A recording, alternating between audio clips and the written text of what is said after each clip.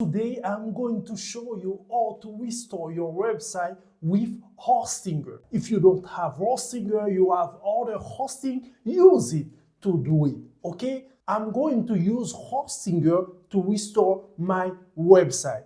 Let's go in my hosting. I'm here in my hosting. You need to click in website, click in dashboard to your website. After dashboard to your website in Hostinger, after click in backups. Now click in restore website. Choose backup date. I will choose this date and click in restore now. Not problem, restore. Restoring backup. You can close the window now. Okay, now it's time to read. Everything is done. Let's come back in my website. Let's refresh this page. Let's refresh this page. The home page is here. You can click and restore.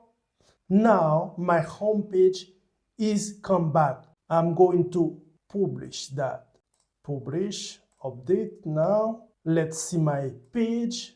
It's everything is okay or not. You can see everything is okay. Let's see. Service page, okay. About me. Let's come back to home page again. Everything is okay.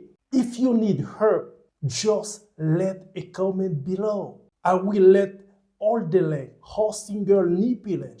My name is Cliff. If you love this video, don't forget to subscribe. See you in the next video.